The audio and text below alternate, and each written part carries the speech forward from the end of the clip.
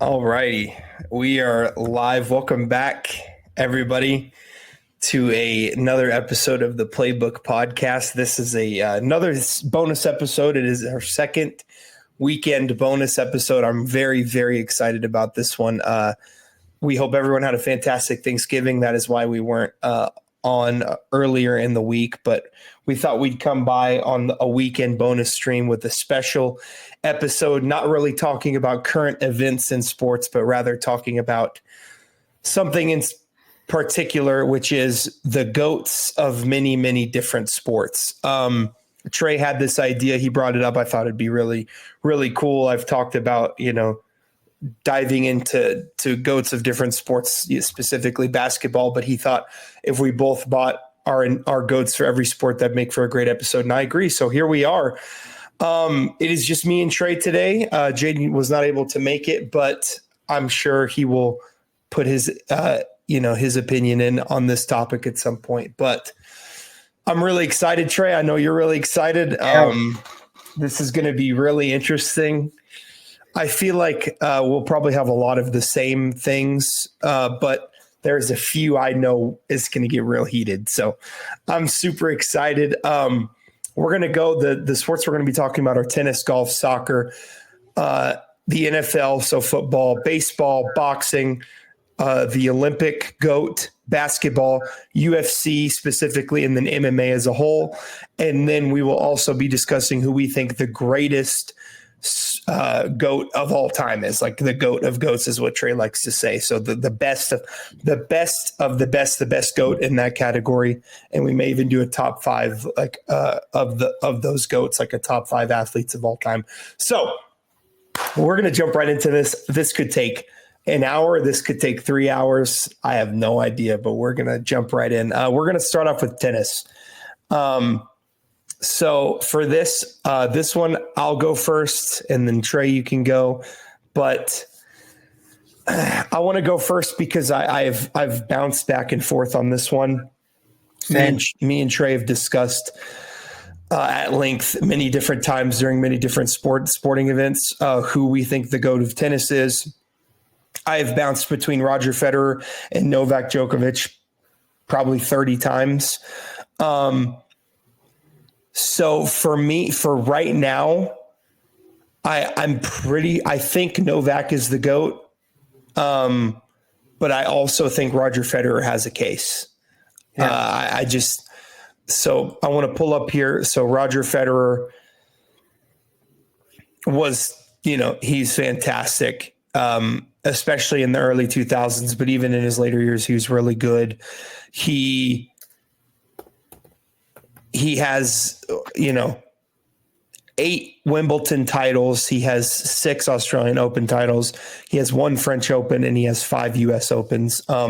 He's fantastic. He has a 82% career record. His career record is a little better than Novak's. Novak's is so Roger has 1,251 wins, 275 losses.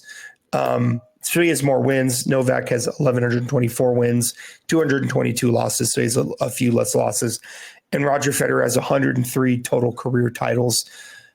Novak has 99. That's just total tournaments. So this one's really difficult because I feel like it's who you like more between Novak, Roger, and Rafael Nadal. I feel like those are the 3 best of the best. It's crazy that they were all in the same era. I've thought about it, and if one of these guys, just one of them, was in a different era, the other 2 would have 30 plus titles. 30 plus career Grand Slams. I mean, it's like ridiculous to think that the 3 greatest of a sport were all in the same generation.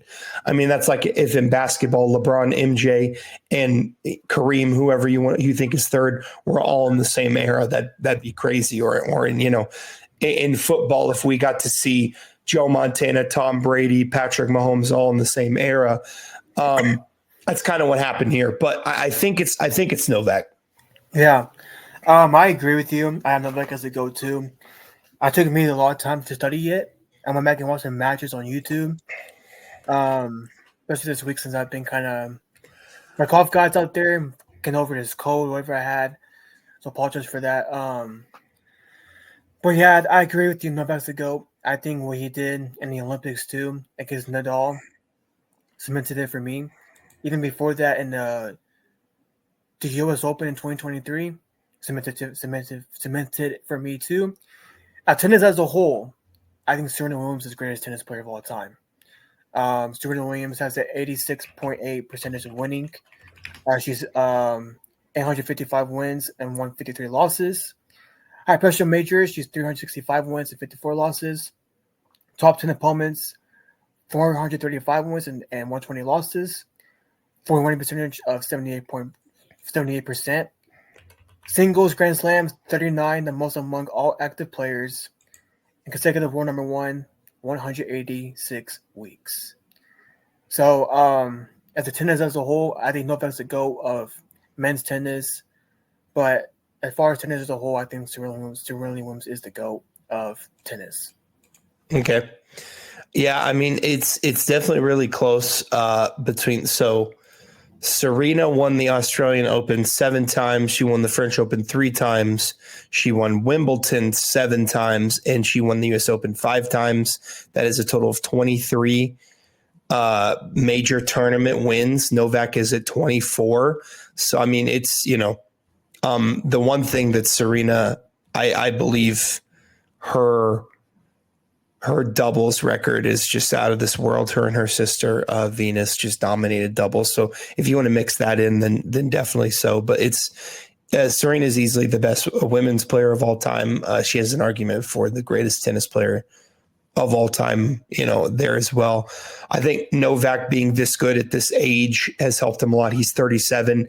Yeah. Like Trey just said, he won the Olympics, beating Carlos Alcaraz in the finals. It's just ridiculous what he was able to do there. But yeah, I mean, that one's pretty cut and dry. And going back between Roger and Novak is they've played 50 times. Novak is 127. Roger's 123.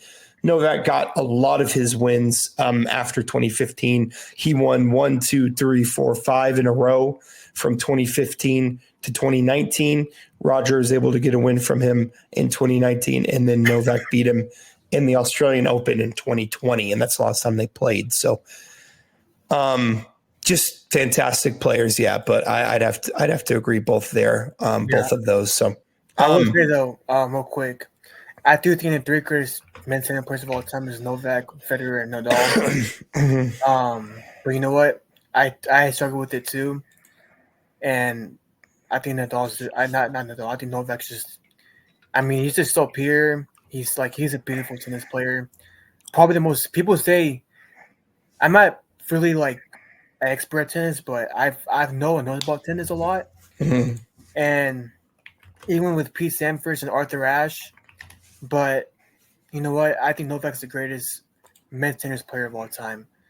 I know Federer. He's great. He's amazing. I think his between the legs hitting was really good too. Oh yeah. I think Nadal and him had the greatest rivalry up there of all time in all sports. But you know what?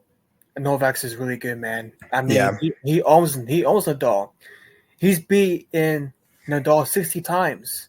Yeah. 60 times. That's insane. He's only beat Nadal's only beat Djokovic 31 times. That's insane, man. I mean, yeah. Head to head. No, I know Carlos Alcaraz. I do think Carlos may surpass. May be up there was all said and done. I think it may be up there, but you know what, Novak, man, he's just a GOAT. He's just a GOAT, man. Yeah, I mean, I feel like he is able to outlast the other 3, and really cement himself as the GOAT in the last couple of years. I feel like because he's proven that even against this new generation of fantastic young players like Carlos, he beat him in the Olympics, and it's just it's crazy. It's crazy how he's been able to do this at this age. But he's extremely good and one of the greatest athletes ever, and the best male tennis players ever for sure. So absolutely. So we're gonna move on here. We're gonna move on to the easiest one on the list. Yeah. I mean, this is probably going to be absolutely no argument on either side, but we're going to talk about golf. Trey, I'm going to let you start this one. Go ahead. Okay, so you know what? Jack Nicklaus was great.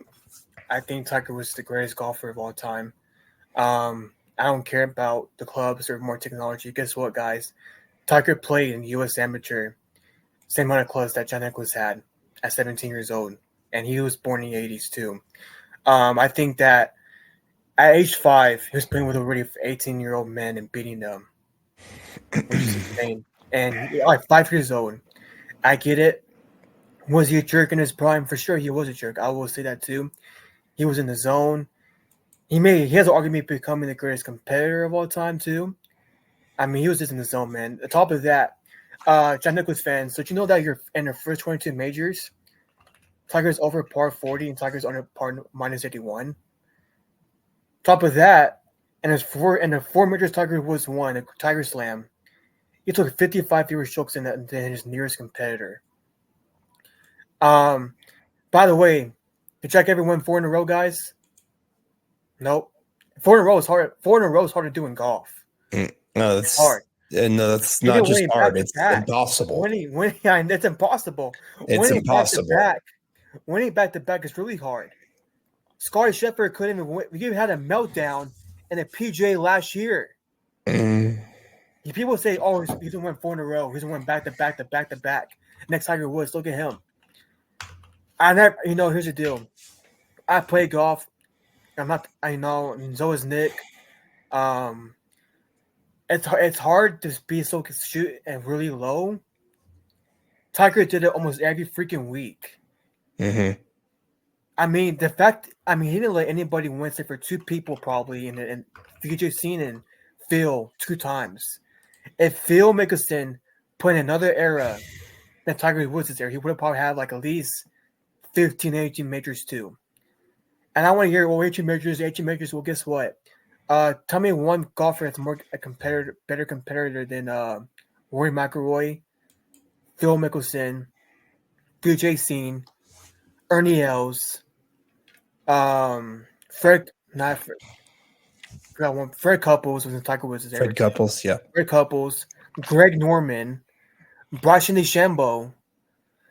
I mean, Tiger Woods has arguably the greatest comeback story in sports. I mean, yes, he made mistakes in his past. But you know what? I disregard that. I look about what he did on the course. I mean, on top of that, the impact that this guy has had on golf. People weren't even watching golf in the 80s, man. Nobody was. He saved golf. He literally saved it. At 97, he went to the 97 Masters tournament, won by 18 strokes. Yeah. He came in saying, you know what, I'm the GOAT. That's crazy. Top of that, because of Tiger Woods, they extended the tee box. They linked it to the course because that's how dominant the guy was. Sorry, guys. 4 in a row. In my opinion, you're up to the greatest competitor of all time. And you will see what happens go to the end. Go on, Nick. Yeah, obviously Tiger Woods is the greatest golfer ever. If you think Jack Nicklaus is, you are an old head and you just really haven't watched golf in a while. No disrespect to Jack Nicklaus. He's fantastic. 18 major wins, 73 PGA Tour wins, 6-time Masters winner, 5-time PGA Tour winner, 4-time U.S. Open winner, 3-time Open Championship winner. He was incredible. One of the fathers of the sport. But what Tiger did from the Tiger Slam, Trey mentioned, it was 4 in a row. It was 4 majors in a row. It was not all 4 in the same year. It was the U.S. Open, then the Open Championship, PGA Championship, and Master Championship in a row. There's 5 golfers have won 4 in a row, and 5 have won all 4 majors. So only 5 golfers have won all 4 majors. He won all of them in a row. Yeah, that's insane, man. Which is just kind of insane. So the Masters is the first tournament of the year, PGA Championship, then the U.S. Open, then the Open. Tiger won the way he did it was he won the U.S. Open, the Open, then the Masters, and then the PGA Championship all in a row. That's quite possibly the single greatest feat in all of sports. Yeah, I agree. Real quick, sorry, Nick, I didn't mean to interrupt you. I looked this up. I was tied up this down. And that time he beat 550 golfers in a row. Yeah. It's just that feat alone is just otherworldly. When he was before his troubles hit him in 2008, he won before 2008, 1, 2, 3. So four Masters championships before 2008, 4 PGA championships before 2008, the US Open 3 times, the Open Championship 3 times, and then the troubles hit him. He had 14 major championships before 2010. If he stayed clean and, all the stuff off the course didn't happen, he might have 20 championships at this point. So I think the Nicklaus fans that say 18 is better than 15, that doesn't really hold any weight for me, because we all know what Tiger would have done if that didn't happen, and he still won 15. Another incredible record that we will probably never see again in the sport of golf. So from 1999 to 2004, Tiger Woods was number one for 264 consecutive weeks. That's 5 years. And then from 2005 to 2010, he was the number one golfer for 281 weeks in a row. And he has a total number. He was number one for 683 weeks. Man. That's in years, 13. 13 years, man. 13 straight years of being the number one golfer. Not straight years, but 13 total years. 5 in a row, and then another 5 in a row. He's the greatest ever. He was the most dominant athlete of our generation, because dominating, like people that look at Scotty, the way how good Scotty Scheffler is. He hasn't won 2 majors in a row. He hasn't. He won the Masters in 22, and then he won the Masters again in 2024. That's his only 2 major wins. Yeah. We talk about him, and I think he's one of the best golfers. I mean, he's the best golfer on the planet, I think, right now, between a couple guys. But you look at him, he can't do it. Rory in his prime, Rory was unbelievably good. Yeah. He won the U.S. Open in 2011, the PGA Championship in 2012. He didn't win again until 2014 when he won 2 in the same year. He won the PGA and the Open, and he hasn't won the Masters. He only has 4. This is a guy that he's my favorite golfer. This is a guy that we all think is incredible, and he can't even muster 3 in a row. He can't muster the career Grand Slam winning 4. It's just what Tiger has done is just absolutely unbelievable. It's just unbelievable. Yeah. Even with Jordan Spieth, I never forget. Jordan Spieth was amazing. I thought personally he would probably be right there with Tiger, but he won in 2017 the Masters, and then his last major, not 50 Masters, my bad, 50 Masters, and then he won the 15, 16 U.S. Open. If I can remember. He did. He won the 15 U.S. Open. And then, hold on, let's look real quick. Jordan Spieth. And then he won the 2017 Open, the Open in 2017. And that was it. That's it. He went on a slump. People are calling this guy a bust. Excuse me. I mean, Golf Central, Golf TV guys does debate a little bit on Golf Channel, by the way. They're calling this guy a bust. They literally were. And then another person too, Brooks Koepka. Brooks. Look at this guy. People said, next Tiger Woods, the alpha, all this stuff. Major wins. So he has 5 matches. He has 5 major championships. 2017-18 US Open. And then the 18-19 2023 PGA Championship. Before our 2023 championship, guys, people were saying this guy's on a slump. He's overrated. He's out of shape. He doesn't care about the game no more. And then he went to Live, by the way, and he didn't. People thought, oh, he's gonna repeat the Masters, win the Masters, do all this stuff. He had a meltdown in the first round. On what's that short called on Netflix, Nick? Full swing. Full swing, yeah. He said on this episode 2, I don't feel happy no more doing this no more. I might retire. I feel like, I feel like I want to go practice, but I can't practice because I'm making all this shit in my head. Because if that means because people think the next Tiger Woods, and it's no one's Tiger Woods at all. Golf is a hard sport. It's a hard sport to be that good for a long time, guys. I love Jack. In my opinion, Jack's the second greatest golfer of all time. What he did for the game, the Golden Bear. I think his best major was his best tournament ever was the 86 Masters when he hit that 17th iron against Stevie Ballesteros.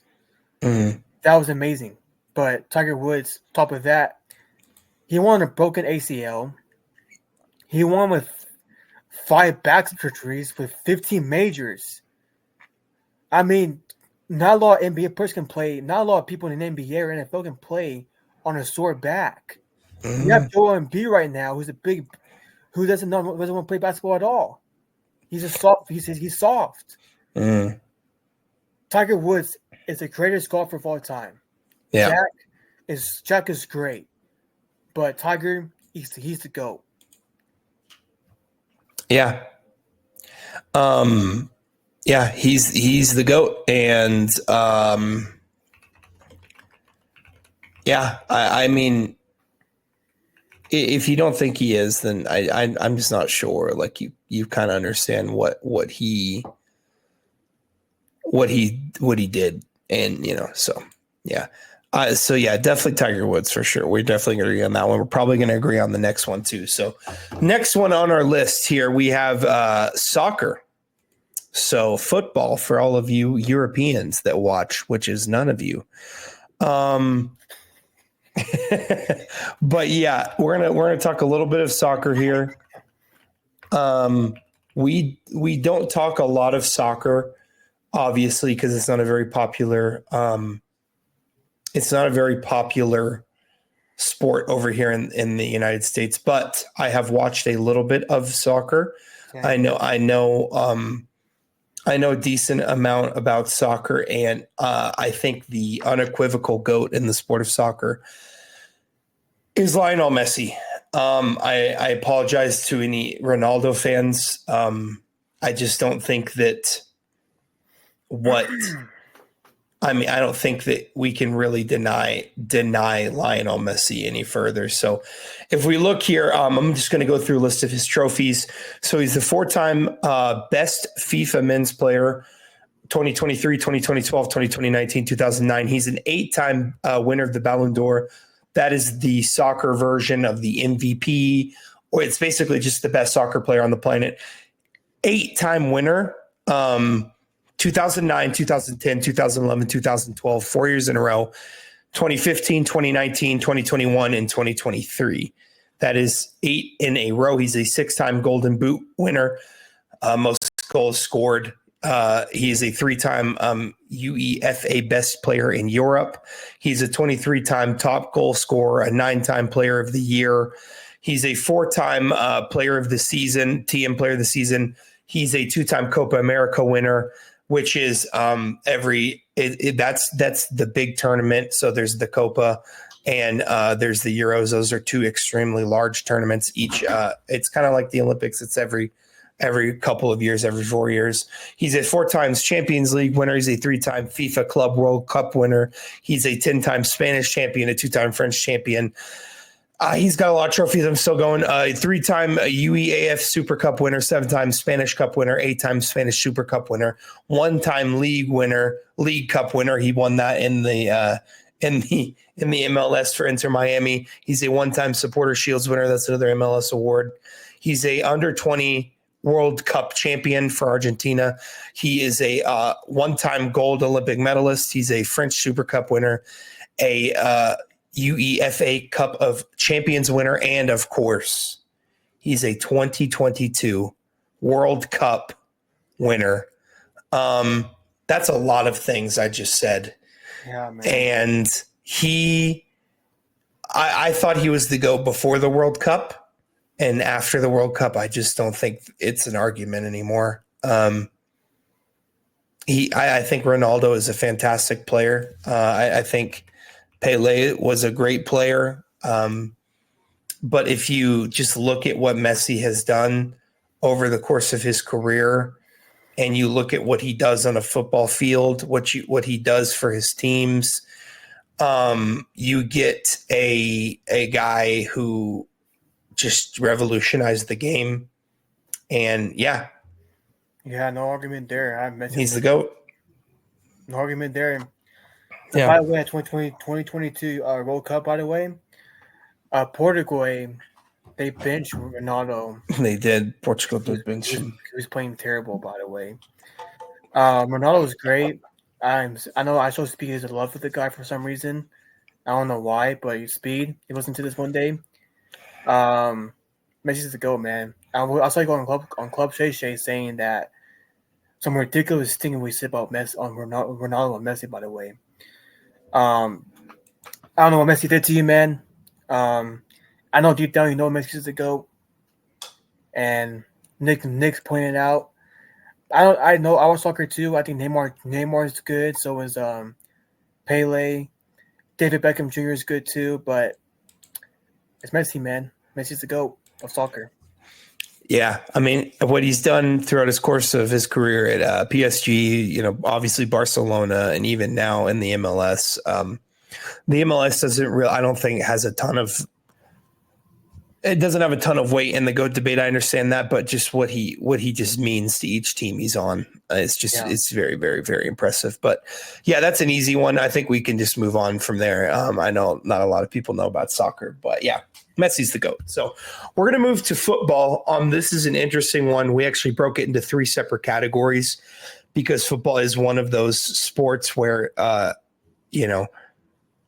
you can't play each position. There's different sides of the field you can't play, so it's kind of hard. So we broke it down into best QB, best skill position player. So that means running back, tight end, wide receiver, who we think the GOAT of all of those are, the best defensive player, and then I didn't put that on there, but we're going to go ahead and say the overall GOAT of football.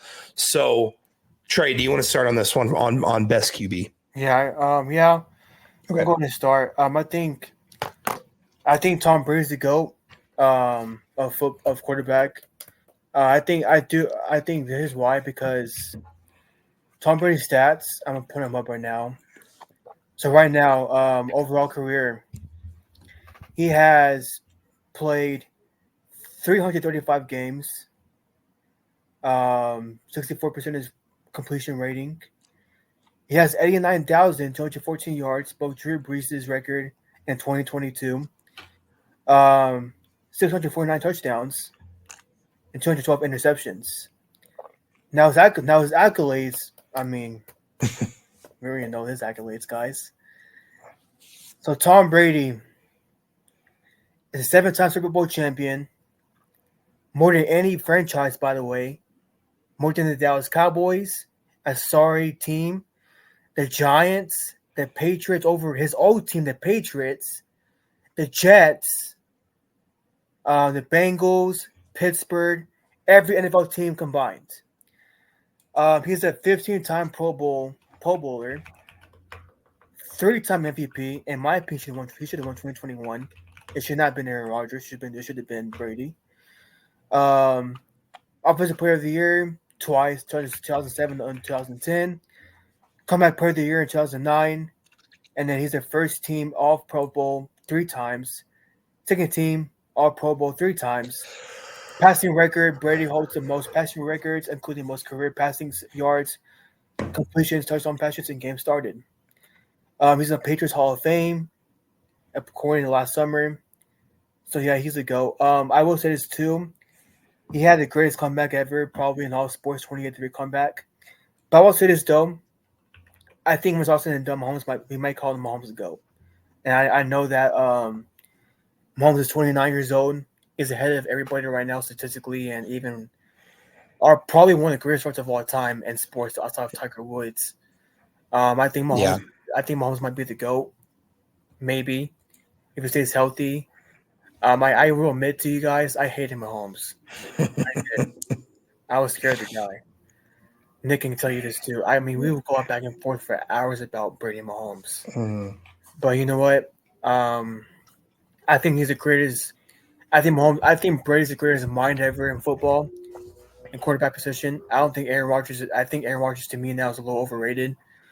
Just watching him now it's just over. I'm like, you know what? He's overrated. But same with Montana, Brady, Manning was great. Peyton Manning to me was great. If Peyton Manning didn't put in Tom Brady era, he probably would have been the GOAT. Probably would have been the GOAT because that's how great Peyton Manning was. I think Troy Aikman, Roger Staubach, Drew Brees, Brett Favre, they were great quarterbacks in the game, but they went up against Tom Brady. Some of the players did, and Brady arguably played in the greatest QB era of all time with Rodgers, Manning, Breeze, yeah, Ben Roethlisberger, yeah, and even Philip Rivers, yeah, great quarterbacks. It's golden age quarterbacks. I agree. I don't think that era will ever be top ever. I mean, maybe with Mahomes and Allen and Lamar, but I don't know about that. I think there needs to be like 3 or 4 more really good quarterbacks. But I see what you're saying. Yeah, and but you know what? I think Mahomes is the greatest talent of all time in the quarterback position. But as far as mind wise, pre-snap wise, for me is Tom Brady. Yeah, so this is an interesting one. I'm not the biggest fan of Tom Brady. Not because I dislike him as a person, not because of anything like that. I think he got a lot of lucky breaks in his career, but they happened. It's the way it happened, and he did have a lot of great defenses and things of that nature. But his resume is undeniable. Like Trey mentioned, 7-time Super Bowl champ. That's absurd. 5-time Super Bowl MVP. Also absurd. I agree. Probably should have maybe one more MVP. He's got 3. He's a 2-time Offensive Player of the Year. Trey mentioned all of this. Tom Brady's the GOAT of quarterbacks. I mean, I think it's pretty clear. I don't think he's the best quarterback ever. I think he's the smartest quarterback ever. And I think he's the best anticipatory thrower of the football, meaning throwing to spots on a field before the guys are even there. I think the most accurate quarterback was Drew Brees, so I don't want to say accuracy, but more anticipatory. He's either the best or the second best pre-snap quarterback. I think it's between him and Peyton Manning.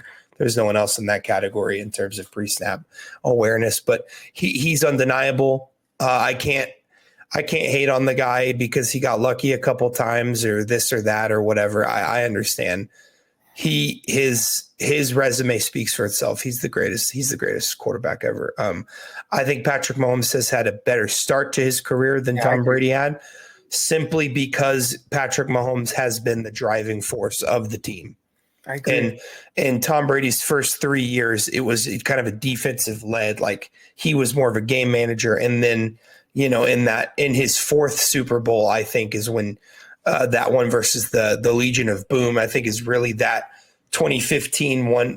Before that too, but that 2015 one was the first Super Bowl he won where it was like, this is the guy. He's the leader of the team. So Mahomes, I believe, will, like Trey said, if he can stay healthy, I think he might end up as the GOAT because of his quick start. 3 Super Bowls, 3-time Super Bowl MVP, 2-time MVP. I don't know if he's going to win another MVP at this point, the way he plays in the regular season. He needs to really clean that up, but that's argument for another day. But he already has 2 6-time Pro Bowler, 2-time first team All Pro, a 1-time second team All Pro. So he's on his way. All the records that are like the youngest to reach this, he's there. It's literally for touchdowns. It's like him and then Dan Marino. for youngest to like 200 or whatever touchdowns. So if he stays healthy, I don't think he'll play as long as Tom, just because I don't think we'll see another guy play till he's 45 years old. But Mahomes is 29. If he plays for 8 more years, conservatively, that would put him at 37. I think that's pretty reasonable that he could win a couple more Super Bowls. But the thing is that this year, I think, is a really important year for Mahomes, because if he gets the 3-peat ring, the entire argument's different. And Trey's mentioned it. I've mentioned it. If he wins the third in a row, being the first 3-peat in the history of the sport ever, we're going to have to change our tune about how many Super Bowl rings he needs to be considered up there with Tom Brady. So I think he's top 2 right now overall. Yeah, I think he's right there. I want to see him continue to play better in the regular season. Yeah. I want to see him win 2 more MVPs or so. I want to see it.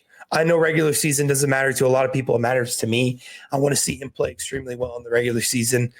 He hasn't done that in the past couple of years, but I know he could do it. But yeah, I think Tom Brady's the best quarterback ever. We'll move to skill position player. So I think we're probably going to have the same one on this one, but you can go ahead. It's a tie for me. I had to think about it a lot. But if I narrow down to one, man. Like, do you mean by athlete-wise or like position-wise? So I'm just talking about the best. Who's the best offensive player that's not a quarterback? Okay. I'd probably say Jerry Rice. I think Jerry Rice, to me, is the greatest wide receiver of all time. It's between him and Barry Sanders, but if I narrow down to one, Jerry Rice was a pure right runner. It's Jerry Rice. Nobody can guard him. Nobody can guard. Not even primetime. Not primetime couldn't guard him. Primetime couldn't guard him, man. No. I mean, eye test wise, if you imagine Brady and Jerry Rice at the same team, man. Oh, it'll be over. But you know what, Jerry Rice. Top of that, Jerry Rice. I mean, arguably the greatest football player of all time, maybe. But Jerry Rice, here's Jerry Rice. I think Jerry Rice is right there for best football player of all time. Right there. So he's a 3-time Super Bowl champion with Joe Montana, and even with Steve Young. He is 13-time All Pro Bowl, 12-time First Team All Pro, MVP in Super Bowl 1988. Set numerous records in Super Bowl, by the way, with 589 receiving yards, 8 receiving touchdowns. Almost every receiving record before that was broken by him. Mm-hmm.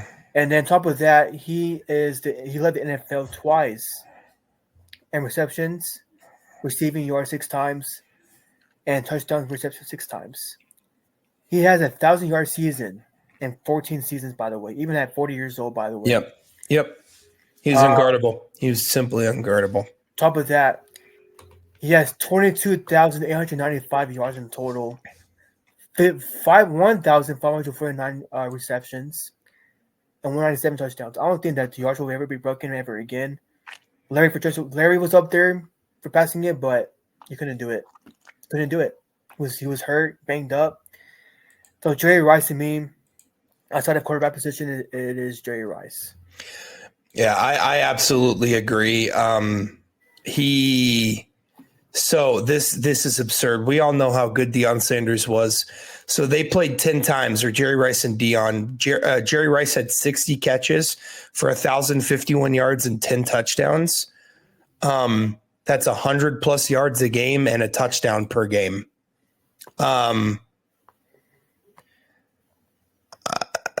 That's just absolutely absurd that someone can do that to Deion.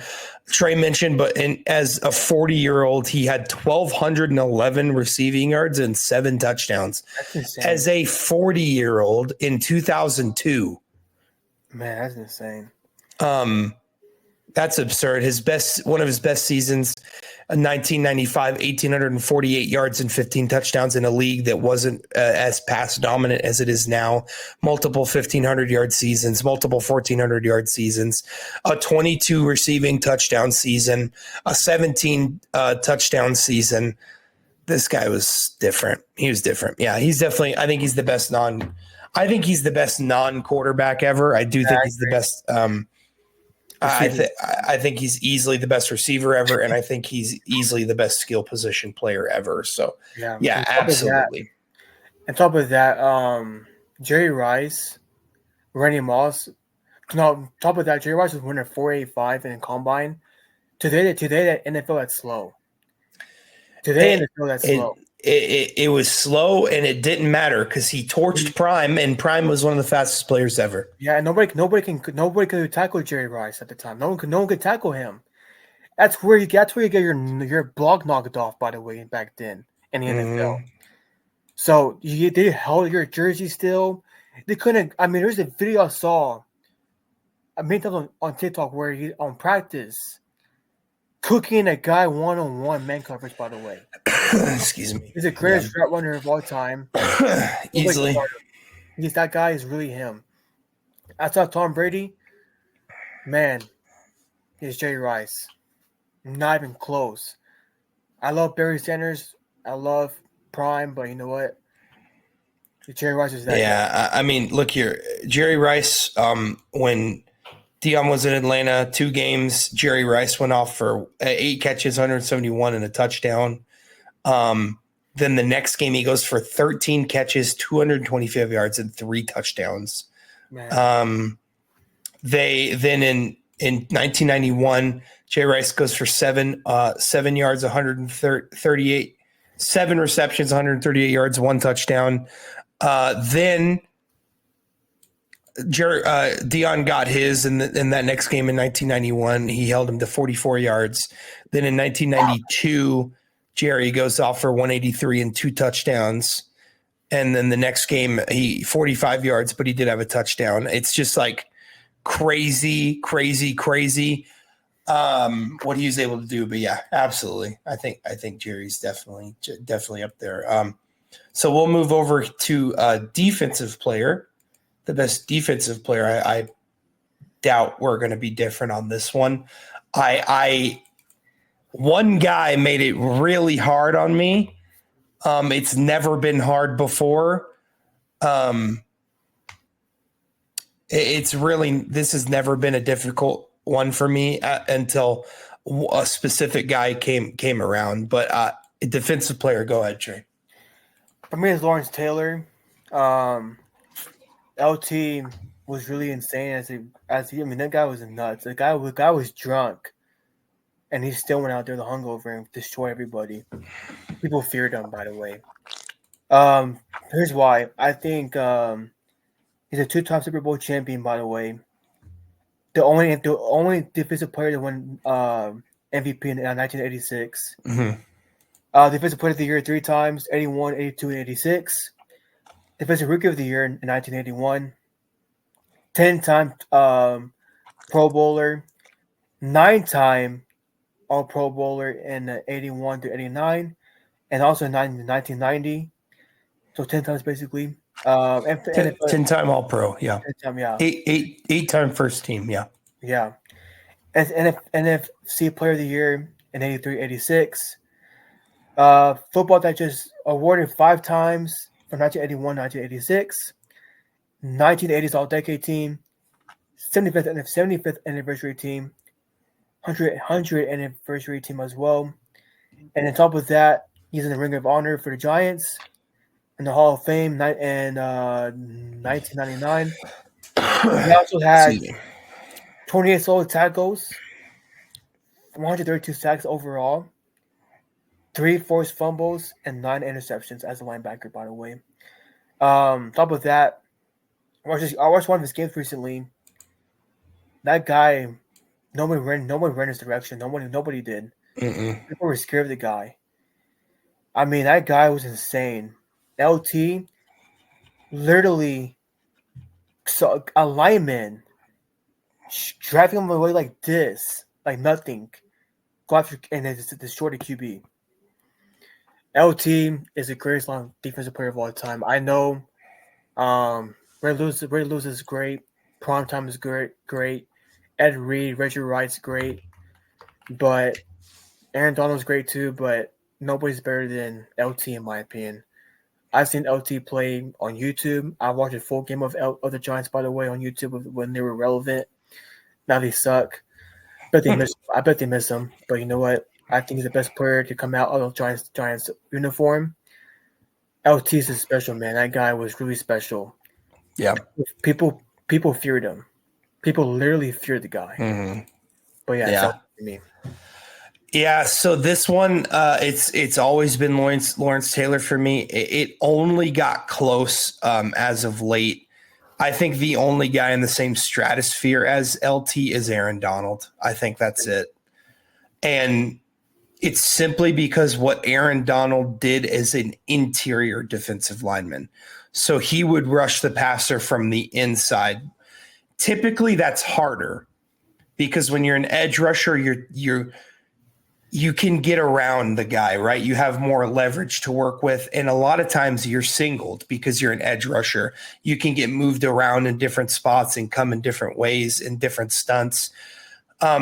Aaron Donald at 111 sacks as an interior defensive lineman, Super Bowl champ, 3-time defensive player of the year, 8-time first team All-Pro, 10-time Pro Bowler.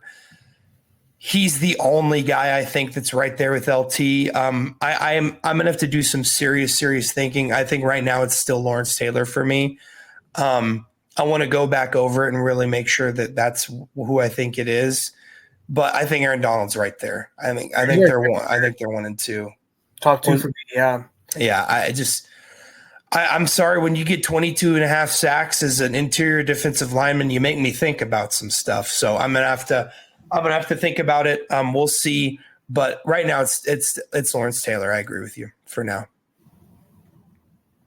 Definitely. Come on, bro. It's Lawrence Taylor. I am gonna have to do some research, but for now it's definitely Lawrence Taylor. I know a lot of Aaron.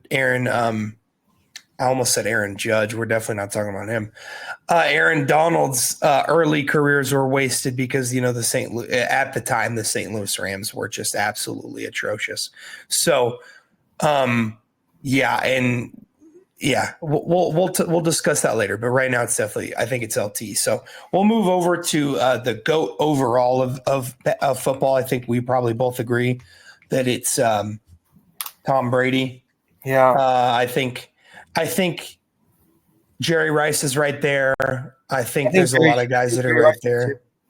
I think Jerry Rice is 2, but I think it's Tom.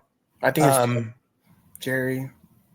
Yeah, it gets real messy after that. I think it gets really messy. There's so many because it's like who's more valuable, this or that. But for that best, I think the GOAT football player is Tom Brady.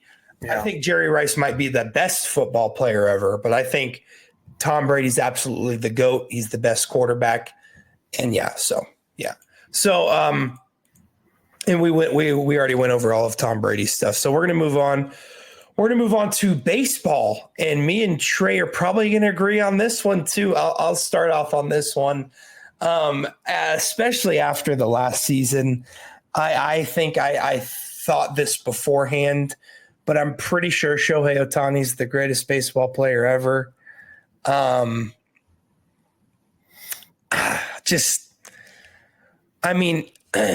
just won another MVP, by the way. But so he's a three-time MVP. He won the World Series, 5-time All MLB first team. He's Hank Aaron Award, home run leader, Silver Slugger Award.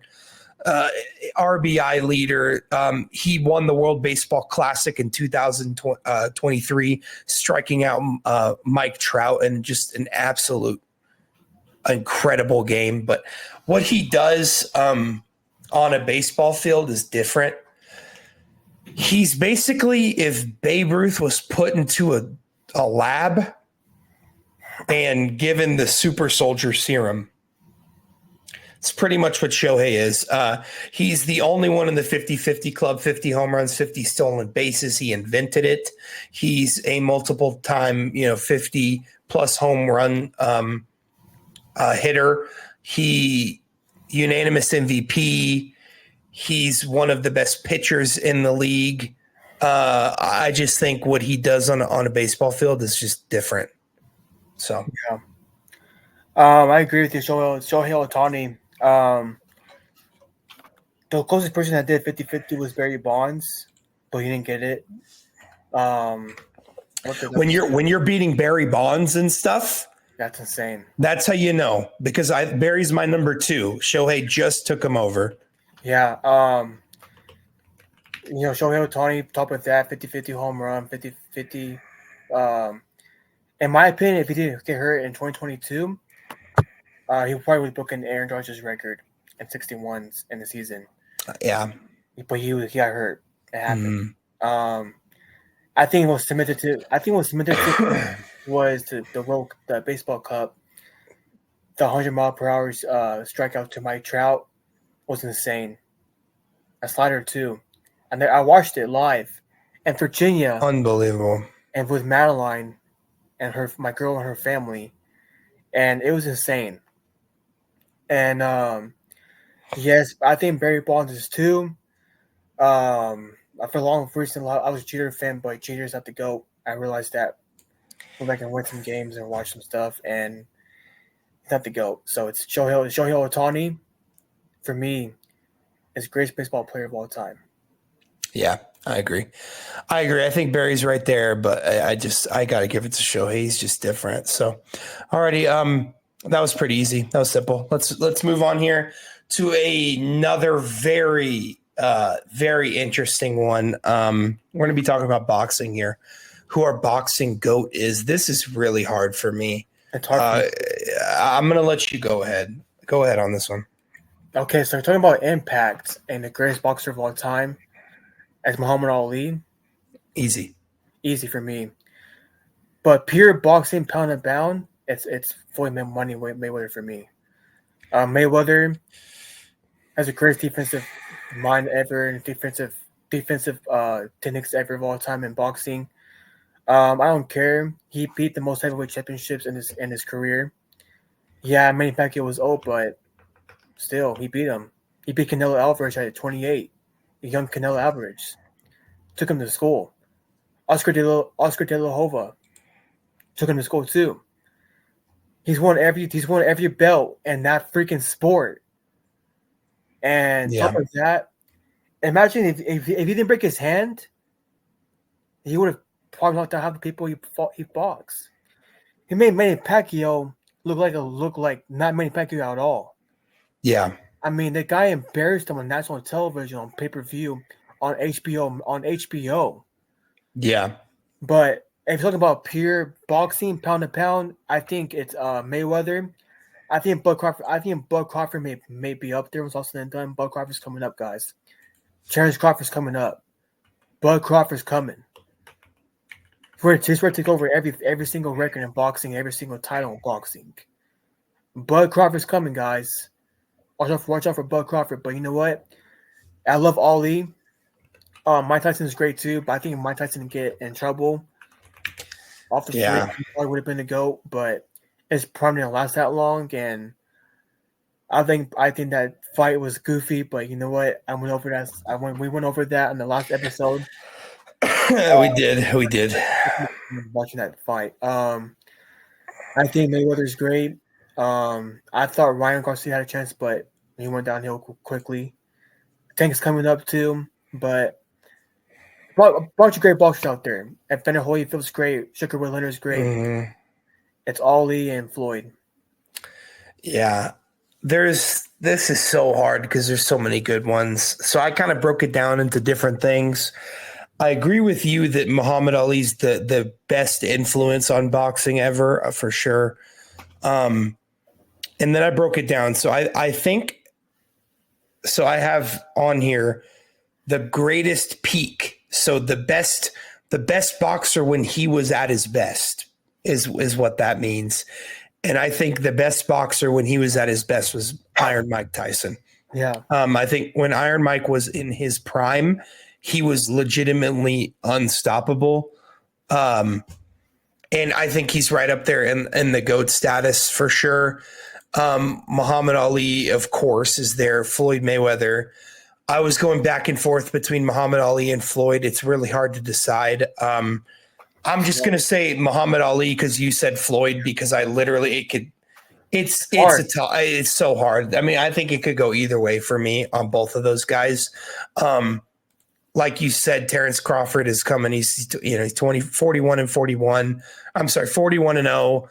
You have some other fantastic boxers as well, like Sugar Ray Leonard and Whitaker and all sorts of great guys. But I think the top of the cream of the crop is Muhammad Ali and Floyd Mayweather. But I think Iron Mike had the best peak ever. I think when he was at his best, I think when he was at his best, he was legitimately unstoppable. 44 wins by KO, 50 wins, 6 losses. Jake Paul fight does not count to me, but it'll be on his record, his official record. But he's 60 years old. Like, what are we talking about?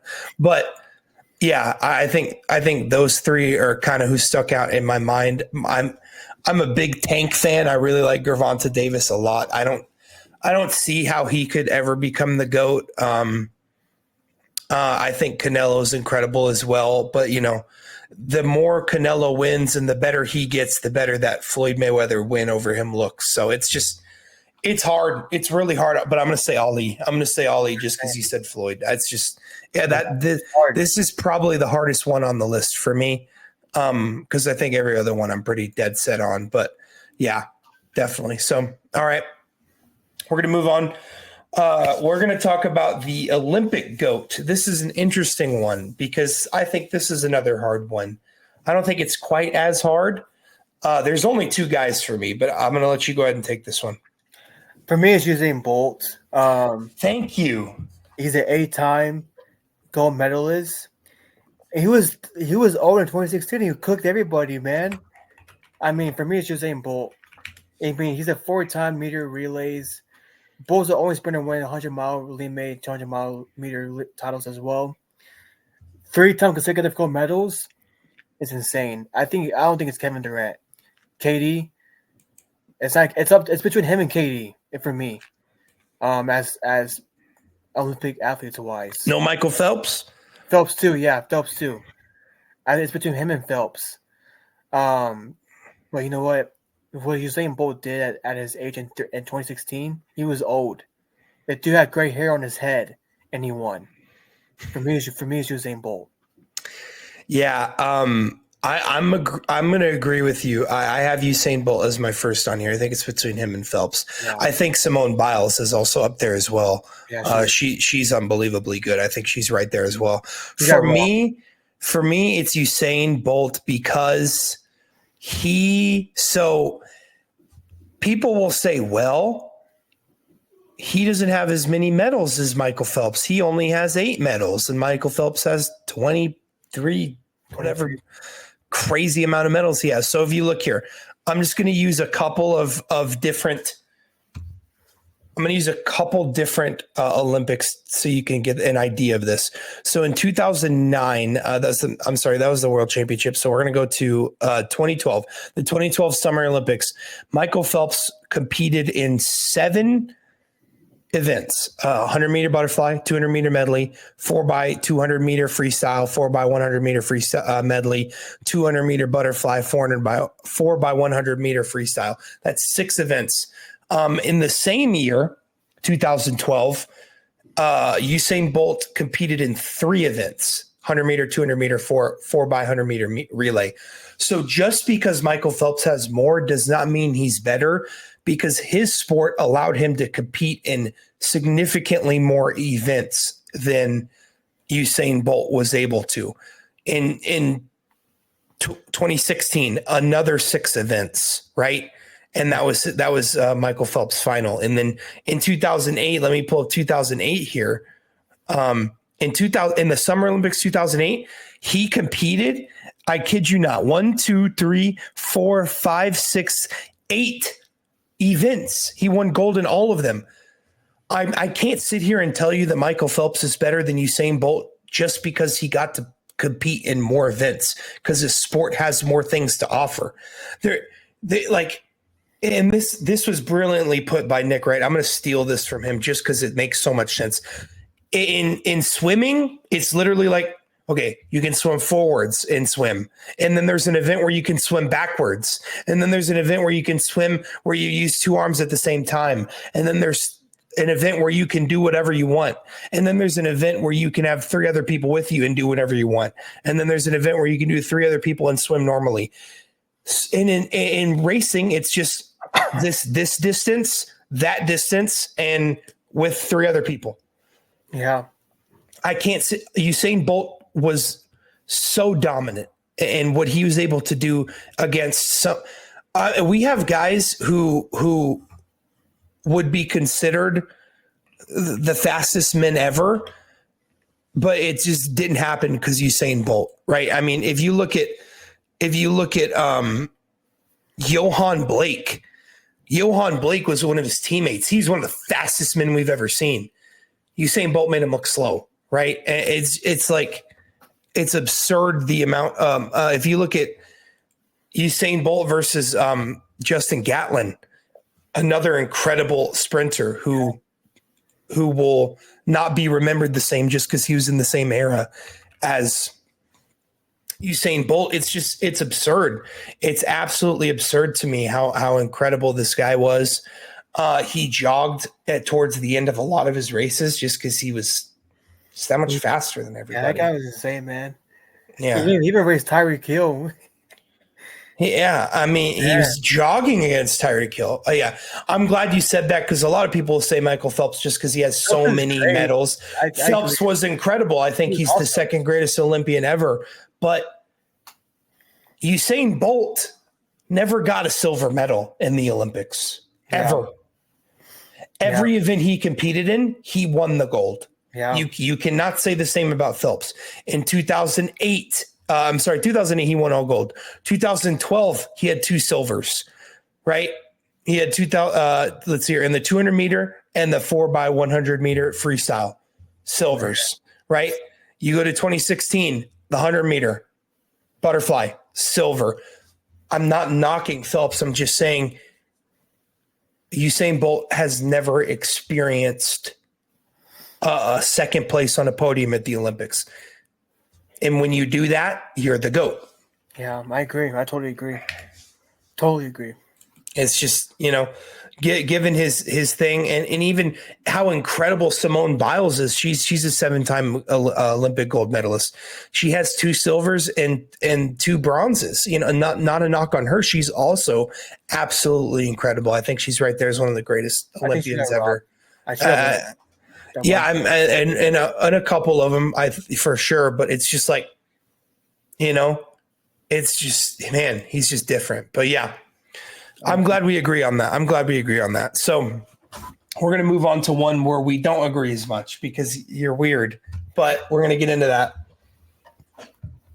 So we're going to move to basketball. We're in the home stretch here.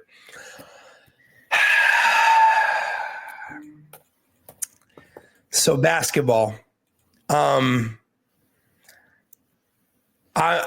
you want to go first or do you want me to go first? I'll go first. Okay, go ahead, man. Before I get to basketball, I want to address something real quick on social media about LeBron James saying he's washed up. Father Time called up to him. So he told me that a guy that won Olympic MVP this past summer is washed up now. He shut down Jokic, who won the MVP last year too. Shut him down at 39 years old. JJ Redick is keeping him off the ball because he knows how much he's carried his team so far his past 4 years as a Laker. Mm-hmm. So it happens. LeBron's 40 years old.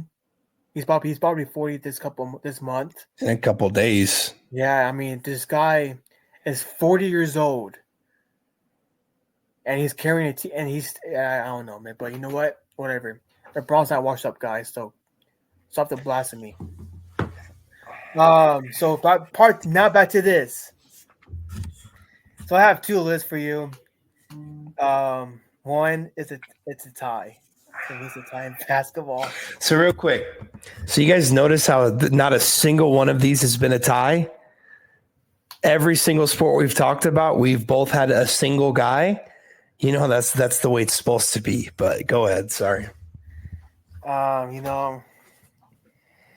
Okay, we're going. Okay, you know what? It's a tie, man. I just can't. Oh my gosh. I just can't do it, man. I love them both so much, man. I love Jordan. I love LeBron. You know what? I had a 5 for Mount Rushmore for me. I have 5 to it. I don't care. I have 5 to that mountain. No, Jerome with Jordan, guys. Jerome with Jordan and LeBron on the head together. No, that's not how it works. Jordan's a GOAT. Jordan's a GOAT. There you go. I appreciate both people. I love LeBron. I love Jordan. I love Kobe. I love Kareem, and I love all those great athletes. But you know what? Steph Curry is no longer in my top 10 no more because I saw some crap on social media too. He's top 11. He's not my favorite athlete no more. It's just crap. What people was asking the next GOAT. He'll never be the GOAT. I put Kevin Durant for the stuff. KD, this is your fault, bro. This is your fault that Curry's in this competition as LeBron and Jordan. That's just your fault, Kevin Durant. This is your fault, bro. This is your fault. This is your fault. This is your fault. So yeah. It's just... Okay. I'm going to try not to lose my mind. I think Trey having a tie for this sport is the dumbest thing ever because I understand that he wants to respect both guys because he loves them so much. You can respect somebody and have them second best all time. So for me, the basketball GOAT is obviously LeBron James. I have Jordan second. I have a lot of respect for Jordan. I think he was incredible, far beyond his time. I think he helped revolutionize the game. He made the game popular. I will never, ever doubt what Michael Jordan did for the sport and when he played the sport. See how much respect I gave him with still having him second all time? Isn't that crazy? So let's go. We're going to dedicate an entire episode eventually to a basketball GOAT talk because I could legitimately talk about it for an hour and a half. And we're not going to do that right now because it's already been an hour. We don't want to go too long here. But real quickly, no one has played stiffer competition than LeBron James. No one has had worse teams in the finals than LeBron James. Nobody has ever had to face as many Hall of Famers in the finals as LeBron James. LeBron James has played against, I think it's like 20 more people in the playoffs that are 25 plus point scorers as compared to Michael Jordan. He played against the greatest team ever 3 times. There's 3 separate teams LeBron played where you could be like, that's the best one ever. 73-9 Warriors, and both years with KD, with 4 first ballot Hall of Famers in the starting lineup. He led a 3-1 comeback versus the greatest regular season team ever and the unanimous MVP, Steph Curry, at the time. He's the only player in NBA history to lead both teams in every major statistical category in the finals in 2016: points, rebounds, assists, steals, and blocks. And I honestly don't even think he played as good as he did in the 2018 finals. And he did that in 2016. He led literally me and Trey to the finals in 2007 and 2018, with all due respect to J.R. Smith and Mo Williams. He's the youngest player to ever reach every single point: 10,000 points, 20,000 points, 30,000 points, 40,000 points. That leads me to my next thing. He's the all-time leading scorer with 40,000 points. Oh, well, Jordan didn't have as many because he didn't shoot the 3 ball. Well, if you take the threes, every 3 away that LeBron has ever made, he still has more points than Michael Jordan. Well, he played longer. Well, because he didn't quit playing basketball in the middle of his career. Guys, that's when you quit the sport, that means you lost those years. I'm sorry. Like, it just blows my mind that MJ fans just think he played 6 years. He was horrible in the playoffs before they got Scottie Pippen. He has never won a playoff series without Scottie Pippen. I could, like I said, I can go on and on and on. And I think MJ was great, but I do think he's a little bit overrated in terms of his career because we only act like he played 6 years. He did not just play 6 years, guys. He was horrible in his later years when he was at the Wizards. Okay. He was just a stat machine early on in his career. Well, he had a horrible team. I saw 22-year-old LeBron take a horrible team all the way to the finals. I saw a middle-aged 30-year-old LeBron, I think he was 33, 34. I think he's 33-year-old LeBron take a horrible team to the finals in 2018, beating the Celtics, who were up 2-0 in that series. And by the way, every time the Celtics had been up 2-0 at that point, they were 43-0 in the series. And then LeBron James happened. He's a 4-time MVP. We all know he should be a 7-time MVP. I'm the biggest Derrick Rose fan ever. Derrick Rose robbed him in 2011. Biggest fan ever. James Harden absolutely stole that award from him in 2018. Trey knows it. I know it. We all know it. He played all 82. He was incredible. He led that team to incredible heights. That team we're just going to focus on this because we don't have enough time for me to go fully in depth. Take the 2018 Cavs, remove LeBron, put in Michael Jordan. Whatever Michael Jordan you want. I don't care. They don't make the finals. They don't. Well, you can't say that. Yes, I can, because I never saw Michael Jordan win a series without Scottie Pippen, and the 2018 Cavs did not have Scottie Pippen on there. So I have no reason to believe that he would be able to lead that team to the playoffs. I have no reason. I have maybe the playoffs, but no reason to believe that they could make it past the first round. And then we go on. Well, the teams. So everyone gets really mad at LeBron James because he started a super team. Oh, he started that. No, actually, the reason he went to Miami is because first off, the Cavs organization is horrible. Didn't get him jack for anything. His best player, his entire time was Zydrunas Ilgauskas. With all due respect to Zydrunas Ilgauskas, he's not the greatest player ever. Anderson Varejao, with all due respect to Anderson Varejao, not one of the greatest players ever. Mo Williams, with all due respect to Mo Williams, a career solid player. When Michael Jordan left his first time around, the Bulls won 55 games and were one bad call away from the finals. So if you look at this, yeah, it's kind of like one guy had a great front office his entire career. Well, a lot of people, I'm not going to name them, have told me, well, LeBron had to leave and Jordan didn't, and neither did Kobe. Okay. First of all, Kobe requested a trade, and then his front office did what? Got him Pau Gasol, a real life all-star player.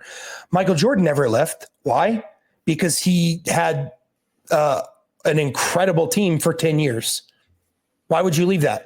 Why would you leave Scottie Pippen? At the time, the best European player in Tony Kukoc, and at the time, the best rebounder and arguably one of the greatest defenders ever in Dennis Rodman. At the time, the greatest three-point shooter, one of the best three-point shooter in the league and one of the best in the history of the league, and Steve Kerr. Why would you leave that? I could go on and on. The best coach of all time, Phil Jackson.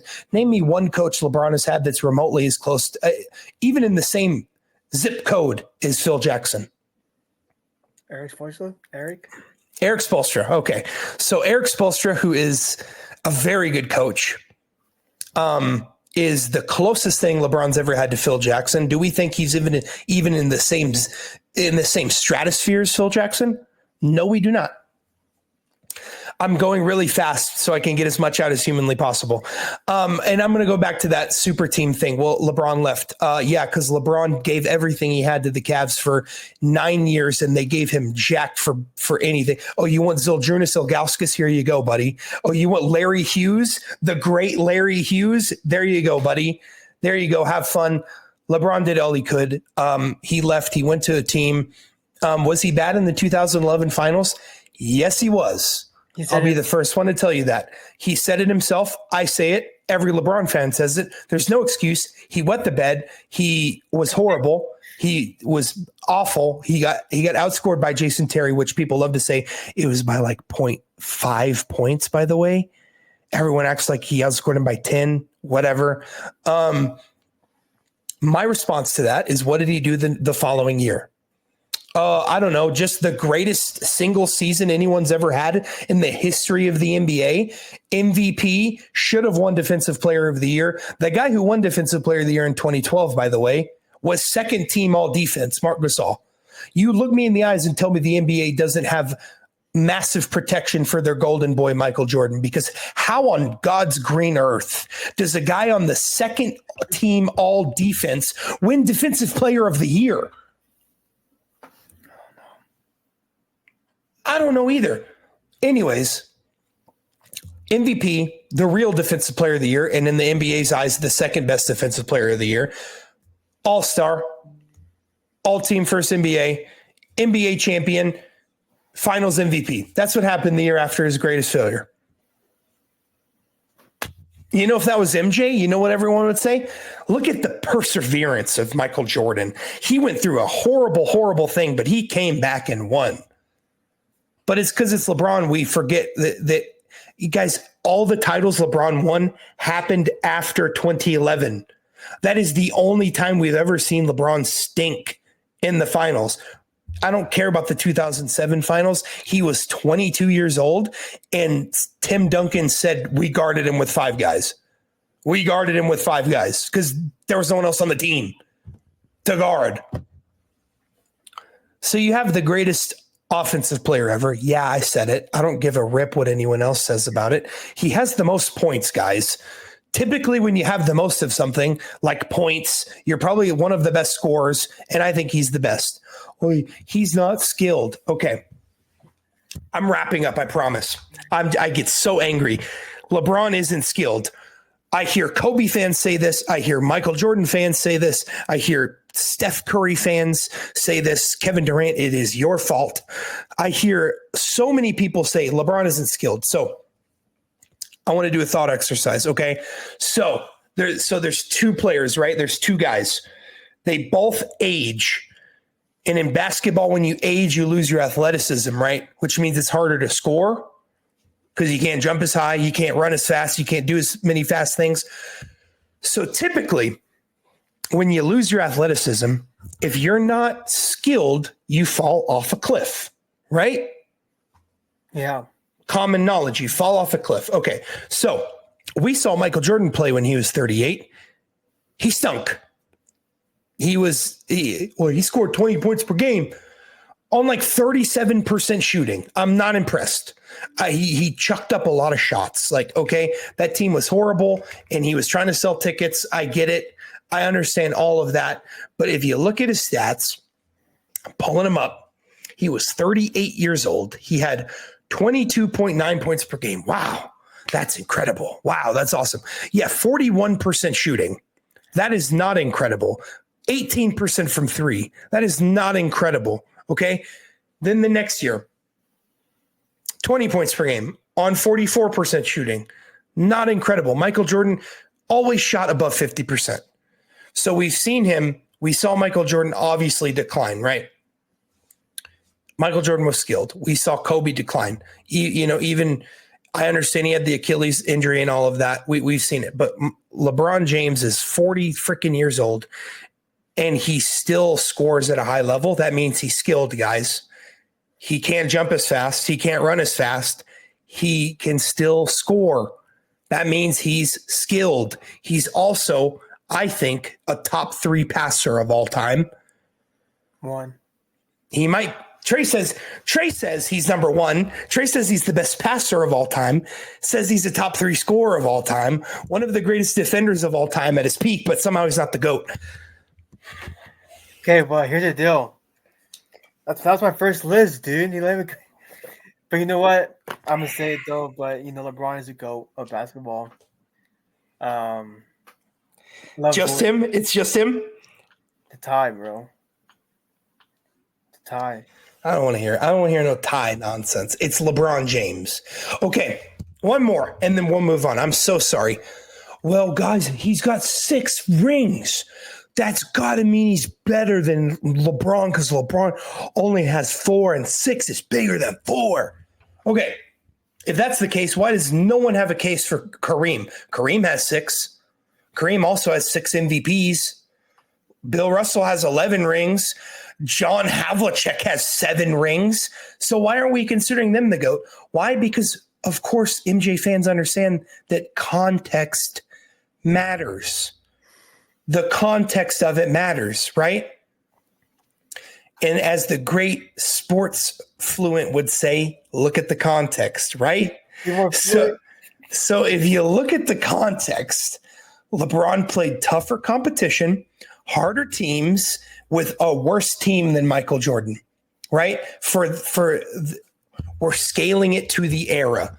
Worst team for the scaling to the era. So Michael Jordan always had the best team in every finals game he played. Well, they played those Showtime Lakers in 91. Magic retired 12 months later because he had HIV. James Worthy was a shell of himself. There was no Kareem.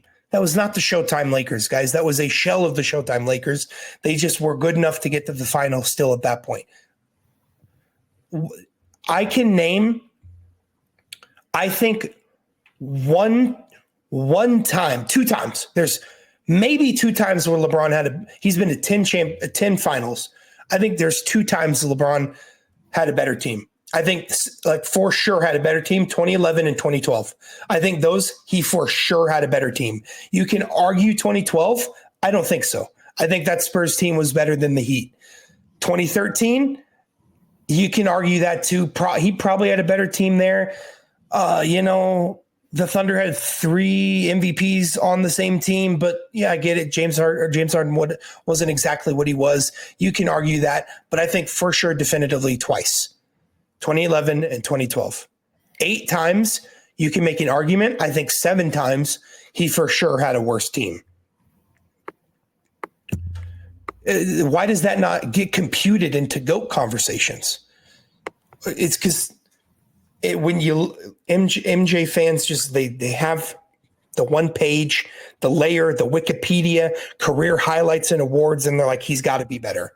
I guarantee you, half of you guys who think MJ's the GOAT probably have never watched him play basketball.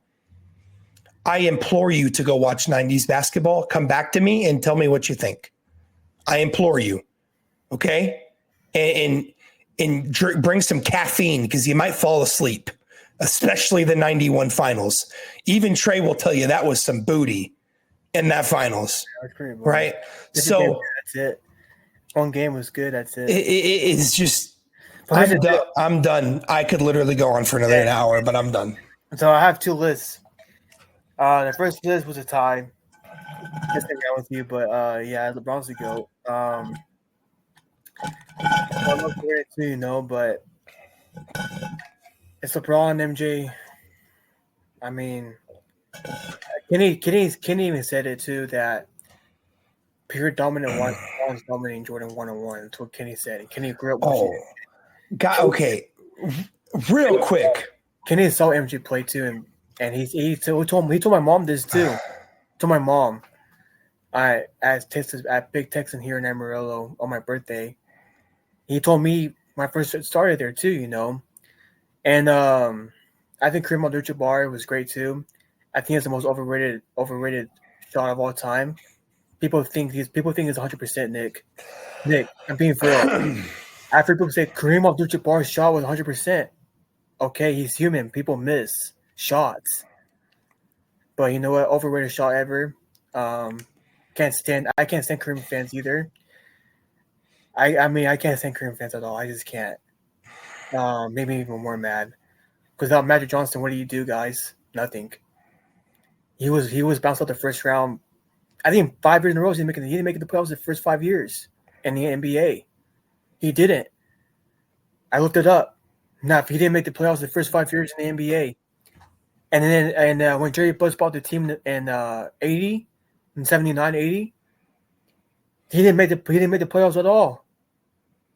You got to get Magic Johnson. Magic saved his career. So he did. He didn't make the. I mean, that guy was carrying the team.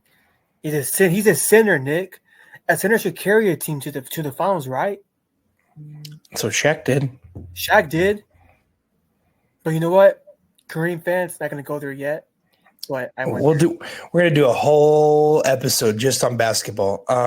Yeah, but you know what, LeBron's the GOAT. LeBron's the best basketball player I've ever seen. I love Kobe. I'm a big Kobe guy. Same with Jordan. In my opinion, those three are the best to ever do it.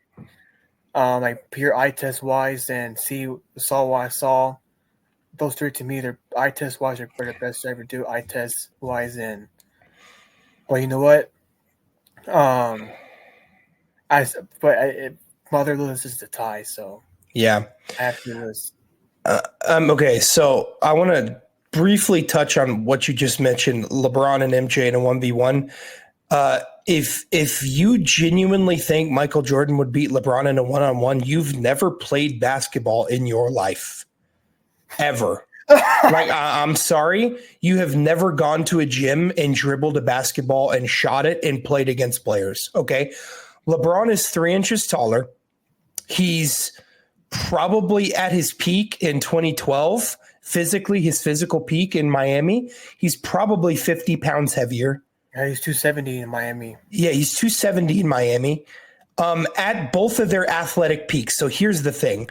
If you want to take peak athletic Michael Jordan, he might not score a point because he didn't have the capabilities he did as a scorer when he was older in his 30s. LeBron James in 2012, Dwayne Wade said he was stacking quarters on top of the very top of the backboard. He put quarters up there. Man, I didn't know that. When did he say this? It was a long time ago. It was an interview a long time ago. I'll pull it up and send it to you. It's just I've seen LeBron jump over guys and dunk. I've seen his literal eyeballs at the rim and dunk. He can run faster than this guy was chasing down prime Derrick Rose on chase down blocks. Man. One of the fastest players we've ever seen. He's faster than Jordan. He can jump higher than Jordan. Yes, I know his airness. I get it. I understand. He's bigger than Jordan. He's stronger than Jordan. So if you take the best version of Michael Jordan you think there is, 1996, 1994, 88, whichever one you want to take. 91, 88 or something. Put that against 2012 LeBron, 2016 LeBron, 2018 LeBron.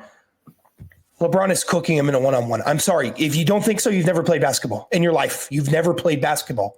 The guy who's taller than you, stronger than you, faster than you, and can score just as good as you is always going to beat you. I'm sorry. MJ doing that with the ball and making those plumbers jump around and look confused is not going to work on LeBron. Yeah, that's true. You know, I was it's not going to work on LeBron, bro. It's just not. Would you agree that Kobe's more skilled than MJ? I think, like eye test wise, like eye test, coordination, and jumping. Because Kobe did play same person as LeBron. People thought it was 1 and 2 in the time in the 2000s.